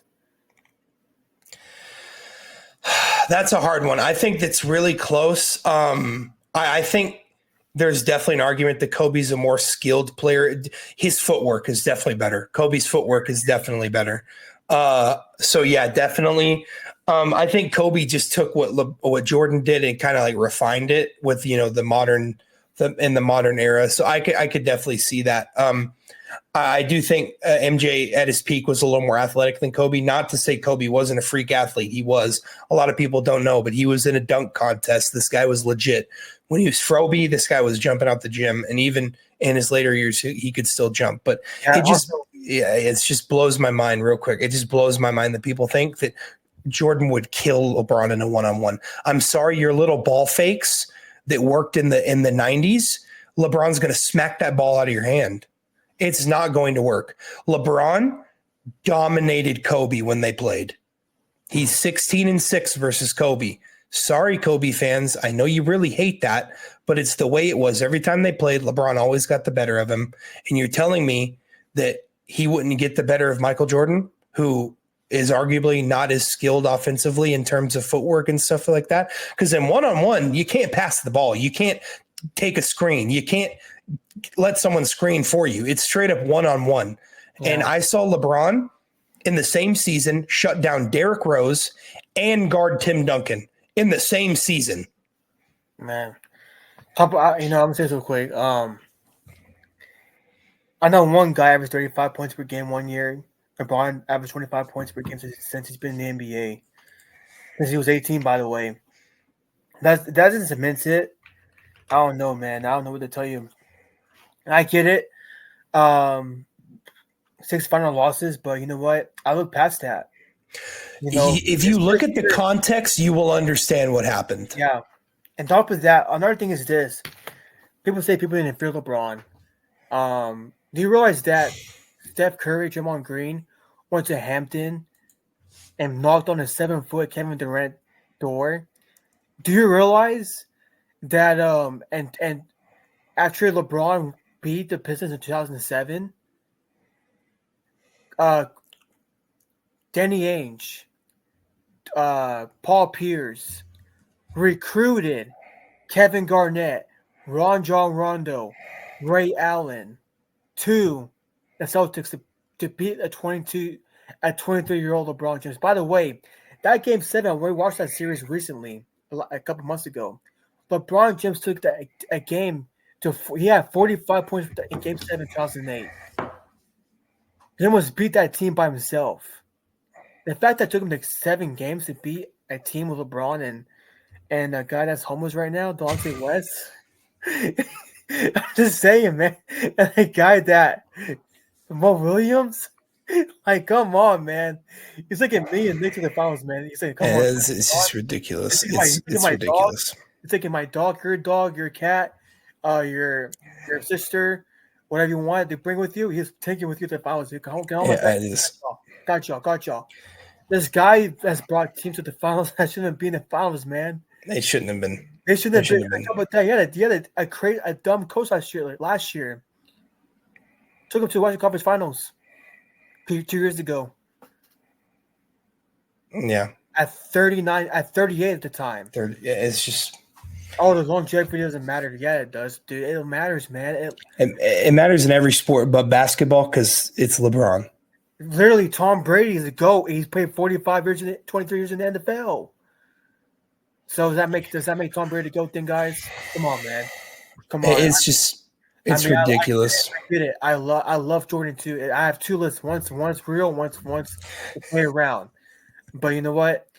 It's LeBron, man. I mean, I love LeBron. I love the guy. Watched him since I was a kid. I mean, he's playing as long as I've been alive. Literally, I'm 22. He's playing year 22 right now. That's crazy. I mean, dude. That's crazy. I was born. He was playing in the NBA. That's I'm 22 insane. now. That's insane. I mean, I get it, dude. I get it. You know what? But there'll be no other person like LeBron. Even Stephen A. Smith said on his podcast recently, this guy might be the GOAT. It's ridiculous. Stephen A. loves Jordan. He does. And he has his number. He has everything of Jordan. Even Skip Bayless. No, don't get me started, Skip. Skip, don't. No, don't start on Skip. How about this? The amount of pressure LeBron's been on his back, by the way, from the media, from Stephen A., Will Bond, Tony Kornheiser, Colin Cowherd, Skip Bayless. They put so much pressure on LeBron, he overexceeded expectation. Wembanyama gets a lot of credit for carrying the team on his rookie year. When that was LeBron, he got bashed on cold pizza by Skip Bayless and Rob Crawford and Jay Crawford as well. Rob Parker, and Kevin Foster and Kevin Frazier on cold pizza on ESPN. They bashed LeBron for that. Wembanyama, I'm gonna bash you right now, Wembanyama. Yes, I don't get it. Top 2 coach of all time. What happened last year, Wembanyama? What happened? It's just Real quickly to go back on what he touched, I promise this isn't even half of what, not even a quarter of what we could talk about for the GOAT debate. But LeBron James made Draymond Green cry in the parking lot, calling Kevin Durant, and Steph Curry flew from San Francisco, the Bay Area, to the Hamptons to knock on KD's door and say, "Can you please save me from LeBron James? You are our only hope. I will give you the reins to my team. It's your team now. Please save me." The three of the top 6 greatest shooters ever, the greatest shooter ever, either the second, third, or fourth greatest shooters ever in KD and Clay, one of the greatest offensive players ever in KD, an MVP, Klay Thompson dropping 37 a quarter, one of the best defensive players of the generation in Draymond Green, and one of the best coaches of all time in Steve Kerr is what it took to beat one guy. One guy, because the Warriors knew, Steph Curry knew, after 2016, they were shot mentally. It was over. They were never going to beat the Cavs again, ever. Even Draymond said it too. He said it on his podcast too. And they had to do something. So they cheated pretty much. 4 first ballot Hall of Famers is what it took to beat one guy. I'm sorry. That alone, I don't care he lost those finals. That alone makes him the GOAT. Was there a crazy team up in the 90s for MJ? Mm-hmm. Did anyone team up against Kareem? Did anyone team up against Kobe? Did anyone do this or that? No, the Celtics got their big 3 because of LeBron. The Warriors did that because of LeBron. He's the GOAT. Everyone has the highest expectations on him because he's the GOAT. Everyone holds him to a higher standard because he's the GOAT. He's scrutinized the most because he's the GOAT. It's just that simple. He is the GOAT. Yeah, I agree. And I can go all day. If you want to argue me on the GOAT debate, please do. And please do. And by the way, guys, I only take one debate. It's only Michael Jordan. He's the only one that has a case. Yeah, I agree. He's the only one. If you bring me anyone else, I will laugh at you and walk away. Not because I'm scared to debate you, but because I can't waste my time on someone that doesn't deserve to be in the conversation. I can, if you have a really, really good one for Kareem, I'll hear it. That's it. I don't want to hear it. That's it. If you think you're cooking, I'll at least listen to you. I might not respond, but I'll listen to you. I mean, I won't expect it. If the night Jordan or LeBron, don't talk to me about the GOAT. I mean, yeah, that's it. It's LeBron and Jordan, and then everybody else towards the end. Kareem was great. I think. But here's the deal: Kareem Abdul-Jabbar, like I said earlier, his first 5 years in the NBA, missed the playoffs. Top of that, his first years as a Laker, got bounced out the first round, and had to get Magic Johnson to save the franchise. Magic was number 1 option, especially in the Dynasty on Hulu. Said the same thing as what I'm saying right now. But yeah, we can call it a day for basketball, dude. Yeah, that's it. We're going to do a whole episode. I promise. It's going to be probably the same length as this, and it'll be exclusively basketball. If you have questions you want answered, if you think he's disqualified because of the 2011 finals, I will rebut that to Kingdom Come. I will do all the things I need to do. But guys, the GOAT is LeBron Raymond James Sr. now because he has Bronny, who is not the GOAT. Anyways, we're going to move on. So I'm removing one of these because the time's going low. So we're gonna move on. And I kept this for the end because I know this is the one. Me and Trey have kind of pretty much agreed on everything. I only said Ali because he said Floyd just to mix it up. But we didn't really disagree on that. But this one, we are for sure going to disagree on. So I have here the GOAT of the UFC. The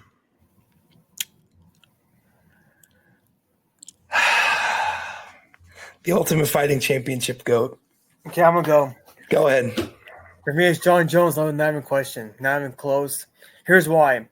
So, UFC heavyweight champion, UFC light heavyweight champion, and twice, 2011, 2015, 2018 to 2020. Also interim light heavyweight championship in 2016. Most title fight wins. Hosts 15 title fights, history of 15. Longest unbeaten streak. Host of 19 fights. Most UFC light heavyweight victories. John has 20 light heavyweight fights as well. Most of individual history. Most decisions, victories in the UFC light heavyweight competition. Jones has the most decision victories in UFC light heavyweight champion. Most fighters defeated once held an undisputed belt. Jones defeated 7 fighters once hold a UFC belt. Most of them are an active fighter in today's UFC. He is the national junior wrestling champion as well. Jones was national junior wrestling champion 20. I don't know what year that was. Greco-Roman All-American. Jones was also a Greco All-American as well. Right now, it's number 2. Actually, no, of all time. No, right now, yeah, right now. Number 2 in UFC's men to pound for pound rankings. And then, yeah, and on top of that, he's just a bad man, bro. John Jones, I've seen him. I saw 5 of his fights today on YouTube. And, man, that guy's awesome, man. I mean, him and DC was a good rivalry. One of the all-time best rivalries, probably in all sports too. And yeah, so John Jones for me is the GOAT of UFC. And I know Nick's gonna bash it. He's gonna also some stupid thing that he's on right now. I don't know what he's on. Hey guys, tell me why this guy hates John Jones. Go ahead. I don't hate John Jones, okay? I don't hate John Jones. I think John Jones is great. I think he is the second greatest UFC fighter ever. That title, I believe, belongs to deservingly George St. Pierre. Who? GSP, George St. Pierre, Rush. Dude, that George St. Pierre. No. Here we go. So we're going to start off. Why do I think George is the GOAT? Well, so Trey just went through a bunch of things, 15 title defenses, this, that, those are all great. Fantastic. This blah, blah, blah, blah, blah.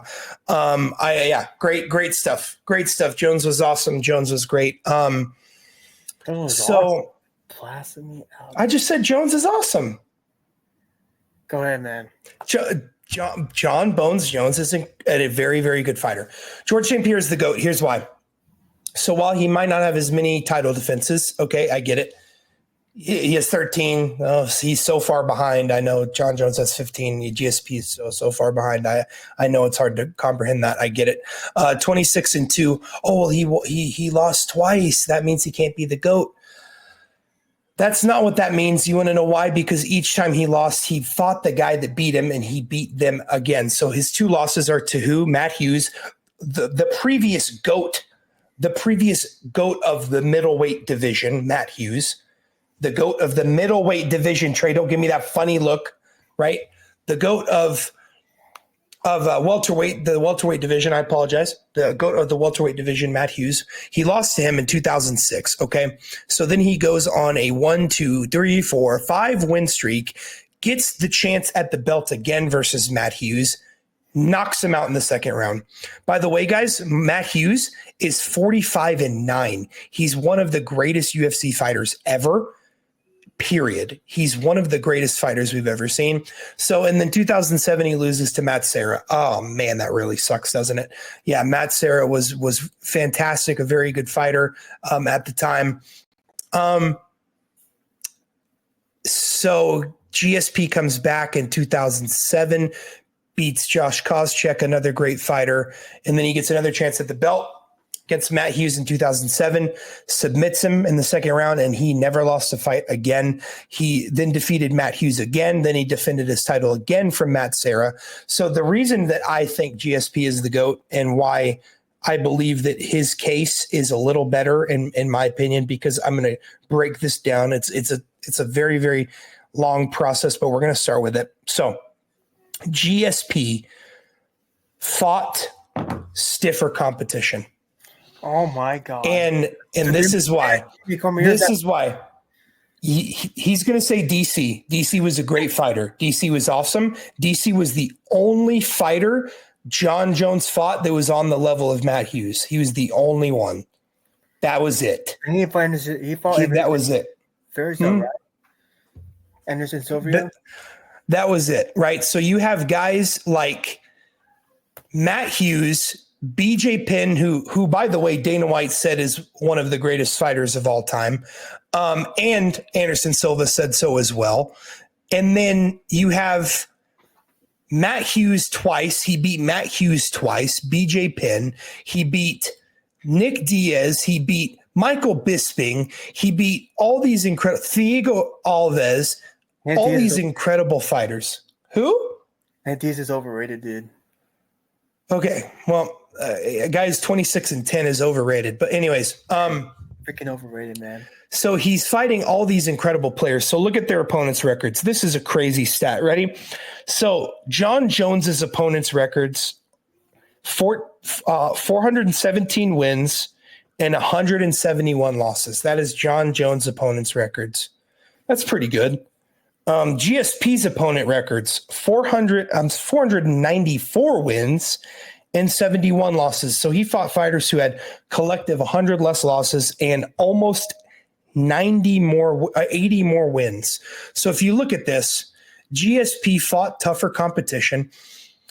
John Jones was always way too big to be a light heavyweight. And a lot of people have always said he was too big. He fought undersized guys and he waited a long time to go to the heavyweight. Why? Because of Francis Ngannou, I don't blame him. Francis was a freak. No, don't do that. Don't do that, Nick. Nick, I let you talk. I let you talk. That's flat. Let me talk. So he's fighting undersized guys. He was always significantly larger, always bigger. He was way too big to be in 205. I know it. You know it. Your uncle knows it. Your dog knows it. He was too big for 205. He was just too big. And he waited to go to heavyweight till when Francis Ngannou retired. Then he's like, let's go. Let's go. And guess what? He gets to heavyweight, right? He gets to heavyweight. He gets the belt that's vacant because one of the greatest heavyweights of all time retired. And then he's like, you know who I want? Stipe Miocic. That's who I want. Give me Stipe. Okay, John, that fight would have been awesome 10 years ago. Stipe hadn't fought, and this fight just happened a couple weeks ago. Stipe hadn't fought in 2 years, and he's 42. John Jones starting a retirement home with these old guys he's fighting. If he fought Stipe in his prime, that would have been great. And now what does John want to do? Give me Alex Pereira. Oh my gosh. Alex Pereira is barely a light heavyweight. A lot of people thought he's too small to be a light heavyweight. Give me Alex Pereira. I want him. Give me him. John, you see that guy over there who has the interim belt? Yeah, his name's Tom Aspinall. He's actually your size. You want to fight him? No, I'm good. Give me Alex Pereira. And now all of a sudden he wants to fight Francis Ngannou. Now he does. Francis Ngannou hasn't fought in years and he's retired. Now all of a sudden he wants to fight him. Last year, Francis did. He wants to fight him now. He fought a couple and he's gone. He did not fight a couple months ago. He literally did. My word. He fought in boxing. Oh, boxing, schmoxing. I'm talking about UFC. Francis called him out. Yeah, I would call him out too because he waited till he retired from UFC to fight him. Anyways, we're going to continue. So all these things happen. Not only that, John Jones, steroids. He took steroids. Trey likes to say he didn't. The UFC random drug test him. He failed it, and then he got banned for 17 months. But for some reason, Trey thinks that means he didn't take steroids. I can't really compute it. I don't really get it, but I don't really get it. But anyways, so GSP never took steroids. He never did this, never did that. He has 2 losses. Sure, he avenged both of them, beat Matt Hughes twice. He fought stiffer competition. He fought the GOAT of the division he was fighting in, when the GOAT was still in his prime. Okay. John Jones never went to, we all know he was too big for 205. He didn't go to heavyweight till the GOAT of heavyweight, Stipe Miocic, got freaking old. And the one of the best of our generation, Francis Ngannou, retired. It's just ridiculous to me that this guy gets so much praise because he beat up DC. DC was awesome. Daniel Cormier was an incredible fighter. That guy, look at them like side by side. John Jones looks like he's in 2 weight classes more. He looks way bigger than Daniel. He's way taller. He's way bigger. It's ridiculous to me. GSP has no asterisks. There's no doubt. There's no dodging. There's no this, no that, no steroids, no suspensions, no this, no that. He fought cleanly in terms of nothing in his system. He fought harder competition. He never ducked anybody. He was in his correct weight class his entire career. And he's not dodging Tom Aspinall. He's not dodging him. He's dodging him. So this is another thing, guys. So when you, in the UFC, when you're a champion, okay, and you're not able to, you get injured before a fight, so you can't defend your title, that or something of that case happens, the UFC allows an interim champion to take the place. So Tom Aspinall, while John Jones was recovering from a surgery, I believe he tore his pec before a fight. It's probably against some ancient year old, I'm pretty sure. Actually been, on something bad. He got suspended. This one was when he got hurt. Oh. And so during that time, there was a chance for an interim title. Tom Aspinall fought Sergey Pavlovich and for the interim title, and Tom won, and he's the interim heavyweight champion. And then he fought Curtis Blades and defended his interim championship. And this entire time since the interim champion Tom Aspinall took the belt was November 11th, 2023. That is over a year ago. John Jones has dodged him because every other champion that has ever had a belt always fought the interim champion to unify the belt. In the UFC, you unify the belt. If there's an interim and a champion, that's the next fight. That happens immediately. John Jones beats up a retiree ancient year old, and then he goes, give me a guy who's 30 pounds lighter than me. That's what he says.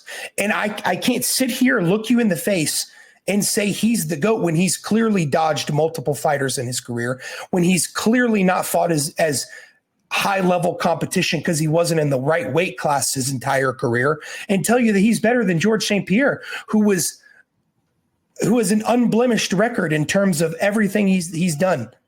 I can't do it. Well, John's still the GOAT to me. I think Jesus is a bad man. He's a bad man. He's a bad man versus 42-year-olds. I'll tell you that much. No. As soon as a 31-year-old who's in his prime and way faster than him wants to fight him, who has the interim belt, who give me Alex Pereira. I like that guy. Wow, he's 205. Give me him. I want him. Yeah. Okay. Well, Charles even said it. He doesn't like being 238. He likes it being 205. He doesn't like being 238 because he doesn't like that all the guys he's fighting are the same size as him. That's why he picked a bunch of ancient year olds. He can move better. 205 when he was shredded. You could see his abs. Come on, bro. This guy hates John Jones for some reason. I don't hate him. This guy lives and breathes. I don't hate him. I'm a John Jones truther. I'm the only one who will say what everyone else wants to say about him. John, all those people looked him up. They were not that good. Nate Diaz is not that good. He's overrated. Nick Diaz was incredibly good. No, he wasn't. Yes, he was. Boxing because he was washed. He was terrible, and boxing. So a champion with 3 title defenses is overrated, guys. He's a bad fighter, according to Trey. Yeah, he's overrated. Okay. The only competitor he fought was Conor McGregor. But you know what? Whatever, dude. This guy hates. Carlos Condit's not a competitor? He lost to Carlos, and then guess who beat Carlos? GSP. This guy, man. Oh my word. This is ridiculous. It's GSP. He's the GOAT. He's fought against better fighters. He was in his correct weight class. His fighters have way better records than Jon Jones. He never fought against guys who were 6 inches shorter than him, and he's in the wrong weight class his entire career, right? And when did Jon Jones decide to move up? He's 6'4" too. Yeah, Izzy's 6'4". Izzy's not that big. Izzy's not that big.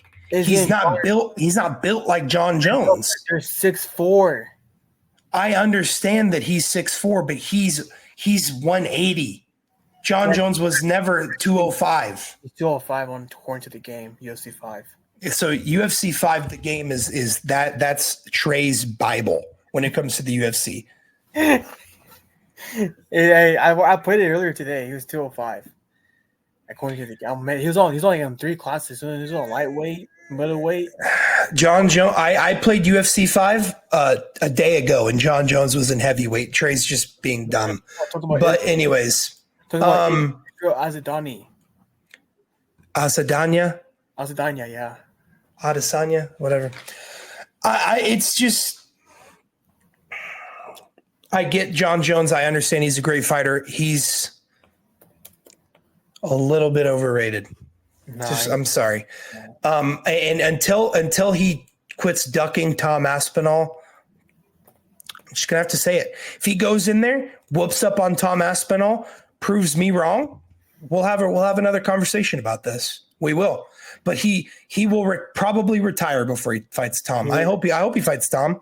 He will, because he has to unify the belt. But GSP has just such an incredible record. He's just such a good, such a fantastic competitor. Fought so many great Hall of Fame fighters, legendary fighters, and beat them all.